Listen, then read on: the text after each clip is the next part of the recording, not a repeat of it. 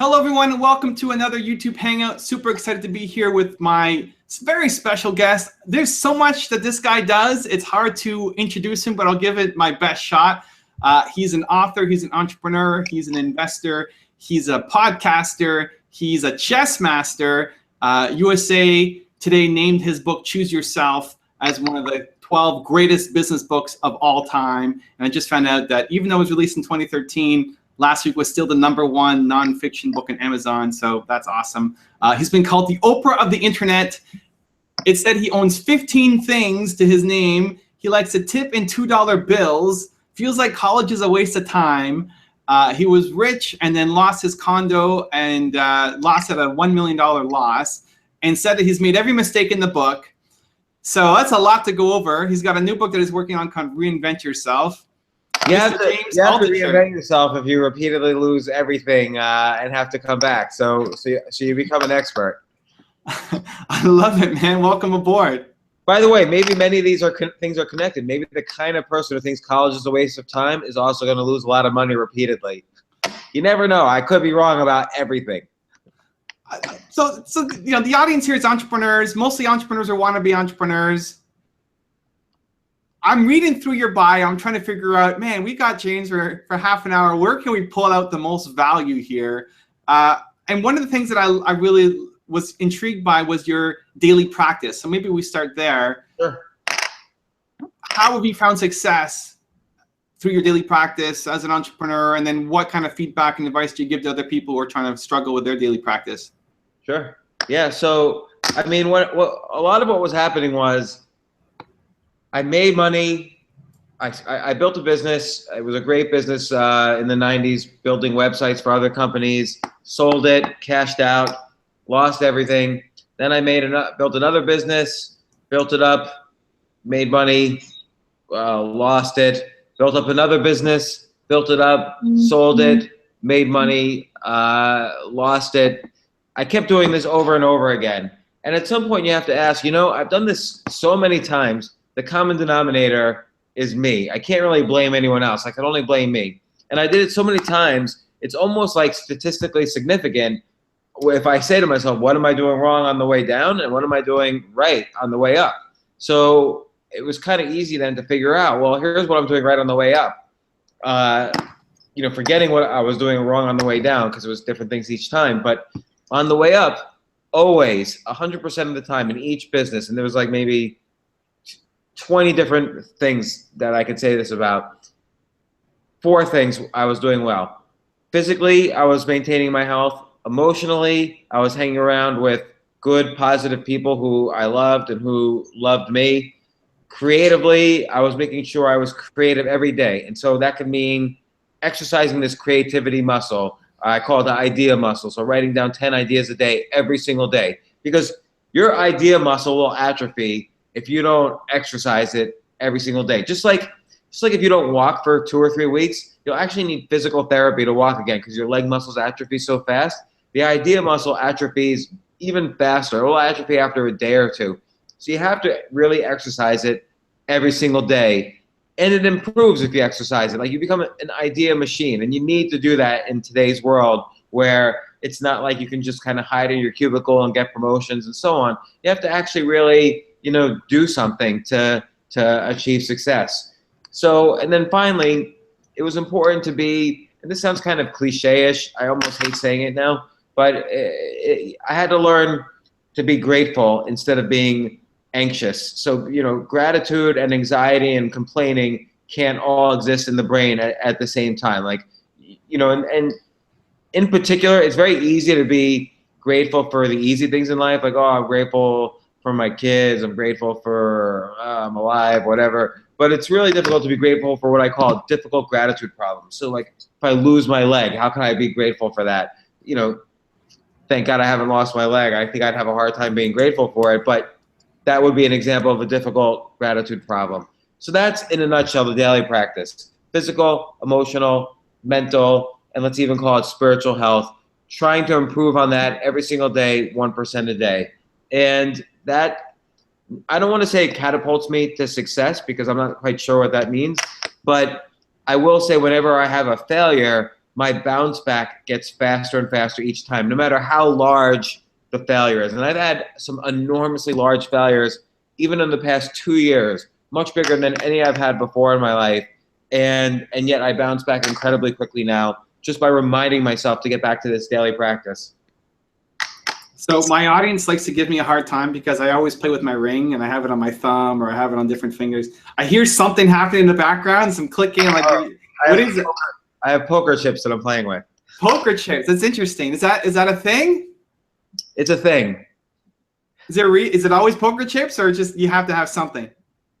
I don't know. I just got these poker chips actually. I used to play a lot of poker, and when you play poker and you're like sitting there thinking, it's like not unusual to like play with the chips while you're thinking. Right. So I'm sorry. I apologize. I will put them over here. No, I like it. It's good. Go for it. Whatever helps the creative process. Anymore. No, I was just curious because they asked me why do I wear a ring on my thumb, and I don't. I play with it and it just ends up on my thumb sometimes instead of my fingers. Just I like having it while I'm thinking. You know what I used to do, and this is really bad for a podcast, but I used to do this 100% of the time if I was on the phone with somebody, is I would, as soon as the phone would ring, I'd be picking up the phone and I'd be firing up the Internet Chess Club, and I'd start playing chess as soon as I got on the phone. And I could never have a phone conversation without playing chess at the same time. And what would happen is I wouldn't really be paying attention to my phone calls, and my chess ranking would go down on the Internet Chess Club, because you really can't, multitasking is a really bad thing. Like nobody can really multitask. I think that's sort of a BS thing. And but I was just addicted to doing that, and it wasn't really helpful. Now I actually have better phone calls and I play chess better. How about multitasking on a bigger scale, where you're trying to be an entrepreneur and an author and a chess master and like all these things, and entrepreneurs get their attention divided? Can you do it, or what advice do you have to make it happen?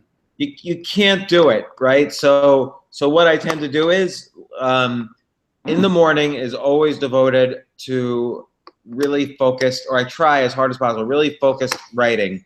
And believe it or not, entrepreneurship is sort of easy compared to something that creative like writing or taking photographs or whatever.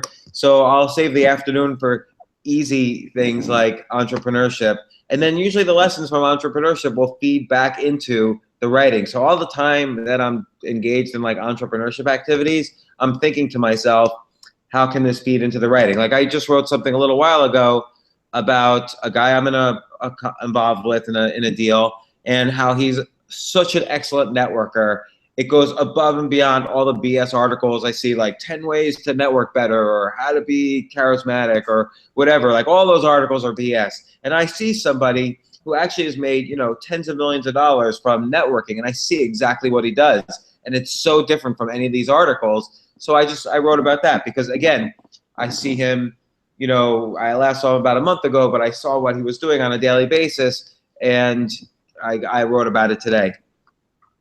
And so what about other things? Like when you're playing chess, are you also thinking back to the book? Are you also thinking back to entrepreneurship? Is it all just like a and to you, or are they separate things? No, they're all mixed. Like chess, so I grew up playing chess, and I knew many, and playing games of any sort is a great way to speak a language to adults if you're a kid. Like if I'm a kid, I'm not going to talk about politics or religion to an adult. But if I'm a kid and I play chess and you play chess and we're the same level, then we speak the same language. And so I got to learn many things growing up playing. And one of those things you learn playing games is essentially how to be a killer without having to kill people. And so when I play, the path to mastery in chess or poker or backgammon or any game is not that different from the path to mastery in any other area of life. And so it's something that I can address in writing, because I think a lot of my writing and a lot of my podcasts and so on is about peak performance and is about that path to mastery. And I'm fascinated by it because I've attempted it, not necessarily succeeded at it, but attempted it so many times. And so playing chess and trying to understand the subtleties of it definitely feeds my writing. Do you purposely make time for chess like you do for writing? No. No, eh? Not anymore? You used to. In fact, I used to, yeah. But my 17-year-old was visiting me yesterday, And I convinced her and her boyfriend, oh, let's go over to Union Square and see what's going on there. But really what I wanted to do was run into the chess players outside and just play some games of chess. Like I didn't care if my kids had a fun time or not. the brutal truth right there. Yeah. They're not here. They're at a museum. So I can say it out loud. So hope they don't watch the video. They're never going to listen to this video. Hey, come on, man. after I'm dead, maybe they'll go back. Oh, we gotta listen to what Daddy said. So back to the schedule. You have this routine that helps you. What do you do when you fall off, or when you feel like I got it taken care of? I don't need to do that gratitude thing today. Like, how do you get back on that horse when you fall off? You just get back on. You can't regret falling off, because falling off is there's two arrows. So the first arrow is when you fall off some routine, and that will hurt you. The first arrow will always hurt you. But the second arrow, which is feeling regret or guilt over falling out of a routine, the second arrow is what kills you. So you can't feel that second arrow. You just have to get back on the routine. I never feel guilty about missing it. Now, if I don't write every day, I actually do feel that second arrow a little bit, but that's unhealthy. And I try to get back on the routine as fast as possible. Do you feel the immediate gratification of all the tasks? Like the gratitude thing, does it like resonate immediately with you, that it brings you that joy to do it? Or is it something you have to convince yourself to do? No, you immediately feel the effect, because again, you can't, if I'm not doing it, I could be feeling anxious about it. I tend to be an anxious type of person. So if I'm not doing gratitude and all these other things, or practicing the idea muscle and writing and being healthy and being around good people, I tend to feel more, worse about myself or anxious. And all of these things have immediate effects, and they have long-term effects that you build up. Like now, I almost never hang out with people who don't satisfy me in some way. Like I'm really good at saying no now. And for someone who's doing so many things, when you get into that state of flow, how do you stay there and not feel like, oh, I gotta go do my podcast, or I gotta go write this book, or like I'm really in the zone on this thing? Do you try to stay there? Do you just come back to it later? What's your process through that? Yeah, I mean, usually there are a lot of things to do per day, but again, nothing beats for me writing in the morning. So, and if I don't write in the morning, then I just figure out, I go back and forth between reading and trying to write, and I just stay focused on that until I write, which might mean bad things. I might then not return phone calls or emails or be involved in logistics that I need to be involved in, or companies that I need to be involved in. So I get behind on a lot of stuff. But writing is the thing that I feel has the most impact for me, both personally and professionally and creatively. And I just try to make sure I do it every single day. Would you let that? The physical health and emotional health and all that other garbage. Would you let that bleed into the rest of your day? Like, just you wake up and you're insanely inspired and the writing is off the charts, and like the next thing you're gonna write is just, you're so proud and happy in the moment, but you have this interview with this Evan Carmichael guy, or you got to deal with this business or whatever. Like, would you let that bleed? Would you push that stuff off? I'm just curious where the boundary is when you're really in that zone feeling it. If I'm in the zone, no, I don't. All I need to do is check the box. So I need to say, okay, I wrote something good today. It might take me 15 minutes. It might take me 9 hours. You can't do anything all day long. I don't believe in, maybe if you're computer programming or playing a game, like a computer game, you can do it for 12 straight hours. But I'll tell you a story. So Anatoly Karpov was the world chess champion for something like 10 years, 11 years. And he was always one of the greatest players in the world. He said the maximum he could study chess per day was 3 hours. So this is the guy who was like the peak performer in his field, and he was the best, and maybe one of the best ever, the top 3 or 4 ever. And all he could do was maximum study 3 hours a day. He couldn't do more. So you can't really do something all day long. I don't really believe that flow works that way. If you could engage in flow for 15 minutes a day, so flow is this kind of mental state where you're doing something you love, and you forget everything else sort of fades away. You feel like this zone of quality and so on. I don't think it's important to do it all day. I think it's just important to get in that state, like let's say once or twice a day, but not stay in it all day. That's impossible. Well, you've got a lot of fans already in the live audience. We got Laura writing in. I'd kiss you if I had the chance to run into you on the street, James. So that's one of the more exciting ones in the comments that are coming up. I hope I don't have to brush my teeth all the time then. To the topic of choosing yourself, for people who aren't familiar, what's the thesis of the book? Well, think about this, Evan. What are you doing right now? You're doing kind of a TV show. This is like a little talk show you have here. Now, it used to be the case you had to be either David Letterman or Jay Leno to have a talk show. 2 people out of 7 billion. Now you could be David Letterman. Now you could be, David Letterman, Jay Leno, or Evan Carmichael. Like, you have your own talk show. You got rid of. You said, I don't need CBS or NBC or ABC to approve of Evan Carmichael. I could just call up anybody I want and interview them and put it on the 3rd largest search engine in the world, YouTube, or the 2nd largest search engine in the world. You created your own talk show. You didn't need a gatekeeper. So that's choosing yourself. But at a deeper level, it's doing this daily practice so that you're healthy enough to do what you did. So if you're like, you have this picture in this background of you with your beautiful family. If you didn't have like your emotional stability, if you weren't like physically healthy, like if you were sick in bed, dying of something, if you weren't like grateful for these opportunities in your life, like I could see you take a lot of care in the show. You have these huge posters hanging up behind you of your heroes and the legends in your life. Like, obviously you're creative. You put together the show. You ask on people who interest you. You read a lot. So you do this daily practice, I could see, and then you're allowed to choose yourself. Get rid of the gatekeepers and say, oh, I don't need YouTube. I don't need a publisher. I don't need someone to approve of me or promote me or hire me, or I don't need to work up and be a sound engineer, then a comedian, then I have a talk show. You just went out and did it. And that's choosing yourself in a variety of ways. So is the problem for people that they don't see that they have the opportunity to be their own NBC, or they don't have the courage to go and take the leap, or both? Both. Like, I remember one time I was talking to a guy, and he actually was in the business of placing ads on YouTube shows. And I said to him, why don't you do, but he was really into gaming. And I said, why don't you do a YouTube show about gaming? Those are really popular. Like a YouTube show about Minecraft, can't get more popular than that right now. And he said, well, I don't have a good enough camera. And I said, are you kidding me? Give me your phone.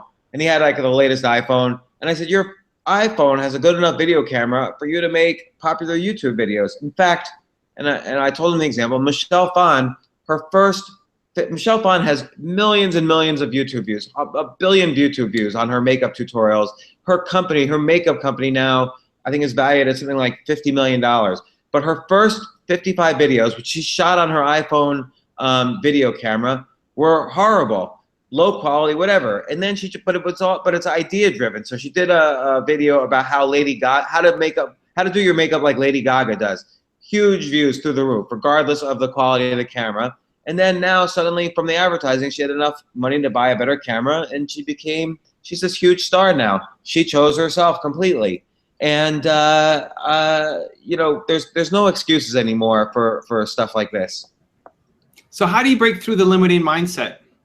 Like, I need the camera, I'm not good enough, I'm, whatever, like that blank when they look themselves in the mirror and they say, I'm not successful because of, whatever that blank is. Sure. What's the path beyond it? The path is this daily practice, everyday physical health, which just might mean 8 hours of sleep, eat well, move around. Emotional health, be around people who inspire you and who will support you in your dreams. Creative health, like write down 10 ideas a day. Spiritual health, like be grateful every day. Just do that every single day, and you'll get the mindset. That's a guarantee. Like that, I'll give you your money back if you don't get the mindset. Back on watching this video. Is there a recommended time length? Is it 15 minutes on each thing? Is it just checking the box however long it takes? 2 minutes? Check the box. Just check the box. And you know what? Do it with intent. Like, try to get a little bit better at it. So, try to eat a little better every day. Try to be like, one guy wrote to me and said, I've been following your daily practice. I've been sleeping well, exercising, eating well. I've been writing 10 ideas a day around. And then on Friday nights, I go out with my friends and they laugh at all my ideas. What should I do? And I wrote back to him and I said, I have a great idea for you. Stay home on Friday night. And I never heard from him again. So he easily could have improved his daily practice by just not hanging out with those friends who were putting him down. Don't hang out with people who put you down all the time. Those aren't good friends. Yeah. And is this something you recommend starting the day with, or doesn't matter? Doesn't matter. But it's an all day long thing. If you catch yourself, let's say you're commuting into New York City and there's traffic on the George Washington Bridge. You could either say, oh, there's traffic on the George Washington Bridge. I hate this. Or you could say, wow, I'm driving into the most amazing city in the world that everyone else wants to be into at the same time as me. This is such a great thing. I'm really grateful for it. So it's kind of like a way of catching yourself all day long and saying, oh, I'm bored waiting at the dentist's office. I could take out a little pad and, write down 10 ideas a day, my 10 ideas for today. So, it's something you could do all day long. So how do you catch yourself? Because this is like my little pad. Okay. Always available. I got a pen somewhere. Got my pen with me. I always steal pens from hotels. I highly recommend that. What should do never you buy a pen in today's world. to catch yourself, right? Because you might have 30, 40, 50 years of this conditioning of always complaining, and your dad always complained on the George Washington Bridge, so you always complain. Like the people around you, everything you've been taught and trained and conditioned to is to be that negative person, or just you fall back into that automatically. So how do you? I think once you have the awareness, it's like, okay, I'm going to do it now. James said to do it, but how do you catch it in the moment? Do you have a visual cue, or just something that, if you are frustrated, try to think of something better? How do you catch it? It's funny. The kind of cliche answer to this, which I'm just going to mention, but I am not suggesting this, is meditation. So meditation is not about, like, everybody goes, oh, I'm going to meditate and then it's going to feel great and I'm going to get blah, blah, enlightened or whatever. That's not what meditation is about. The only thing meditation is about catching yourself when you start going down a bad path with your thoughts. Like if you start feeling anxious or blaming or complaining, meditation teaches you, it's not about those minutes when you're meditating, it's about the rest of the day when you're not.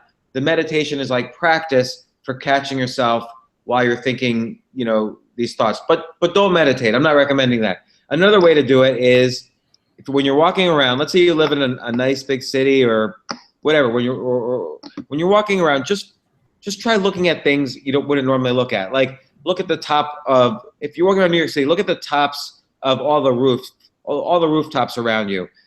Architects, they kind of have to like make these boring buildings, but then at the very top, they get to have their fun. So there might be extra gardens or gargoyles or statues or whatever. So look at the rooftops around you, and you kind of get used to looking at things that the average person's not looking at. Look at people's faces. Look at, just try to do things throughout the day that you wouldn't normally do.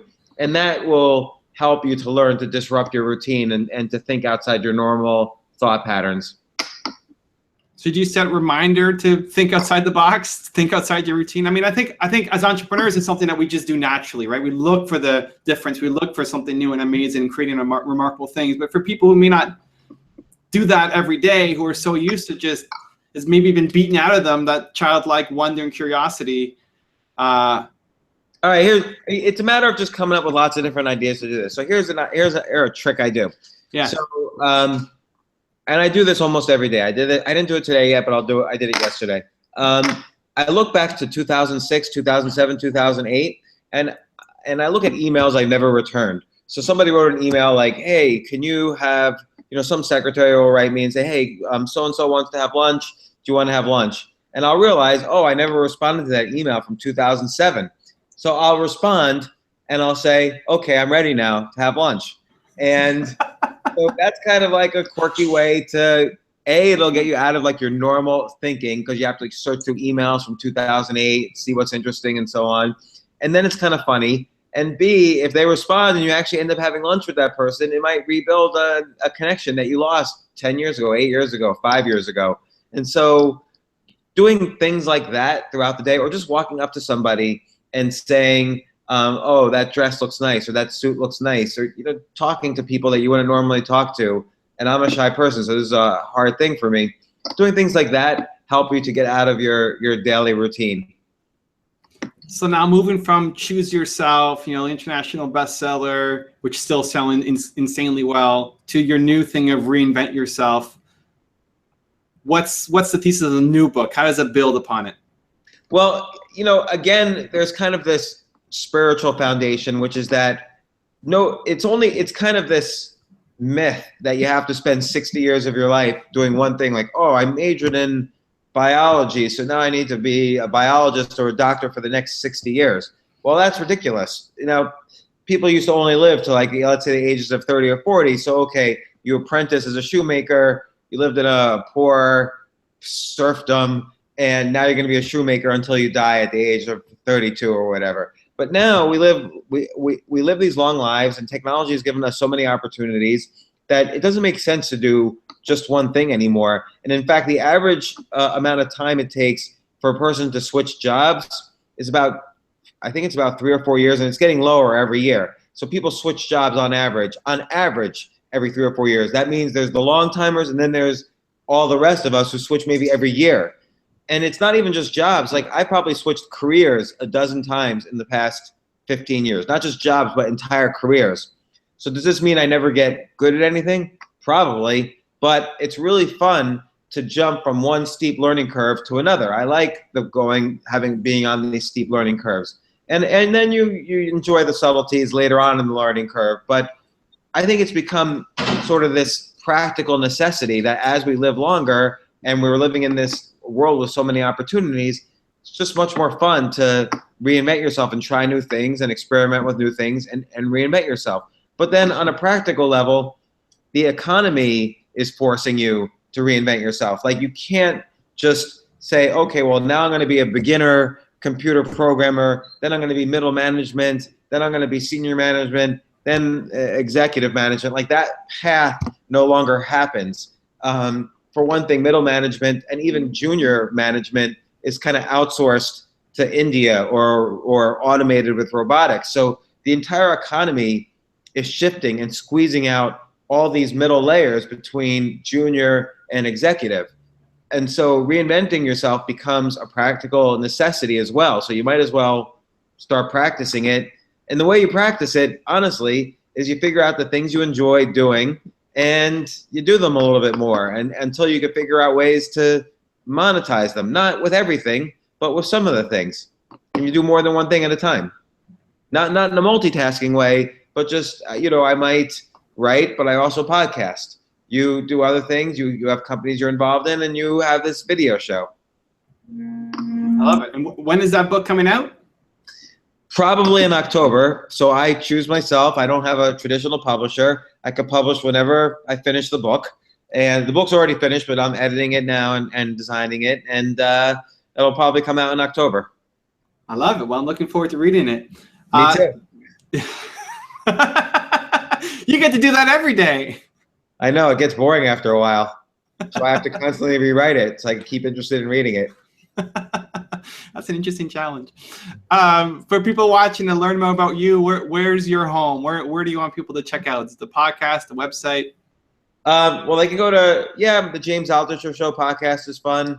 The JamesAltucher.com actually has links to all my writing, and JamesAltucher.com, ALTUCHER.com has links to all my writing and podcasts and videos and special reports and books and everything. I've written like 18 books. I think they're all linked to there except the really bad ones. Oh, and one that I did anonymously, I don't think is linked to there. I was in the wrapping up the show mode, but people are freaking out in the chat about they want pre-order links for the book. Is that available? Someone asked me that yesterday too, and unfortunately I haven't. I'll set it up within the next week, a pre-order link. Now the challenge is on. I'm gonna do it. All right, for you guys freaking out about the pre-order links, he's gonna do it. Send it to me so I can link it up in the description too afterwards. Excellent. Love it. Well, James, really appreciate the time. Thank you so much for taking that time out of your day with me. Thank you guys for watching. Love all the comments that are coming in. Continue to believe, and we'll see you soon. Thanks a lot, Evan. Great show.